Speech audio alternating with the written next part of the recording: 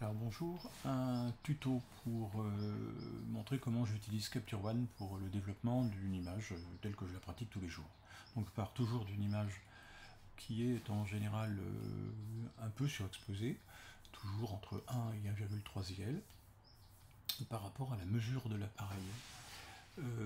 Ça offre des images qui semblent extrêmement claires comme celle-ci, mais vous allez voir, ça enregistre énormément d'informations qui se situent dans la partie lumineuse de l'image, et ça donne après un très très bon résultat. Vous allez voir comment. Donc dans un premier temps, je passe l'image dans la machine DxO parce qu'elle est prise à ISO 2000, et à 2000 ISO, eh bien, il y a du bruit.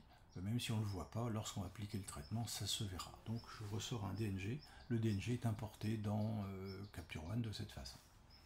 Ensuite, eh bien, pour le premier travail, j'utilise la caractéristique de base. Donc là, je vais regarder dans les caractéristiques de base, je vais appliquer le profil linéaire.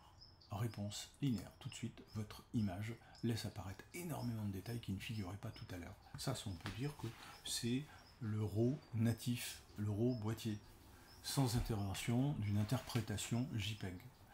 Dans un deuxième temps, j'applique la balance des blancs. La balance des blancs, pareil, je laisse la machine en automatique le faire, sinon je prends la pipette et je vais chercher un blanc, là, quelque part, un blanc ou un gris, pour aller tenter de trouver le bon équilibre de la balance des blancs. Enfin, la machine automatique le fait très très très bien. Troisième temps, j'interviens sur les niveaux. Les niveaux, c'est ici, ça permet de compresser l'ensemble de l'image aux valeurs enregistrées dans le fichier. Ça paraît léger comme ça, mais vous voyez bien qu'il y a toute une partie très sombre qui n'a pas été enregistrée, donc on n'a pas de noir absolu, c'est pas la peine de chercher à en faire.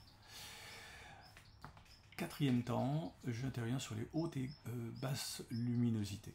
Toujours en automatique. La machine me propose un réglage des hautes lumières et un réglage des ombres. Moi, j'aime pas quand elle traite trop les ombres, donc je remonte les ombres de cette façon-là pour ramener ici des nuances un peu plus moyennes et non pas trop sombres. Troisième temps, j'interviens sur l'exposition, et là, il y a un système automatique. Si je le laisse faire, il ne touche à pas grand-chose. Moi, j'augmente toujours un tout petit peu la saturation, parce que j'aime les images saturées. C'est quelque chose également de très personnel. J'aime un petit peu de clarté, et j'aime un tout petit peu plus de luminosité. Mes lumières, voilà.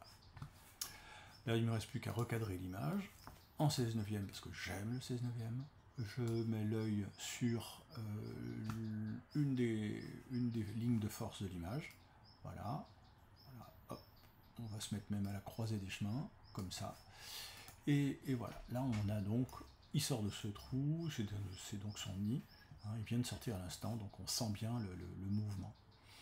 Alors moi, j'aime pas la partie claire dans l'œil. Je vais vous faire voir comment on traite ça. La partie claire dans l'œil, elle est ici. Je vais la modifier en allant chercher un masque de correction et un petit pinceau de correction que je vais chercher ici.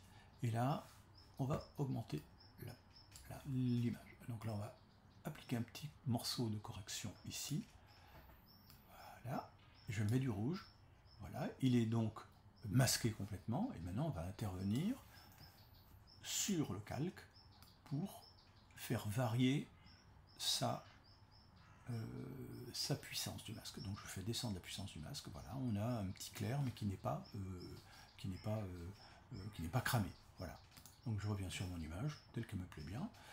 J'ai un petit défaut de netteté ici. Pareil, on va aller le chercher. On va prendre un calque de réglage ici.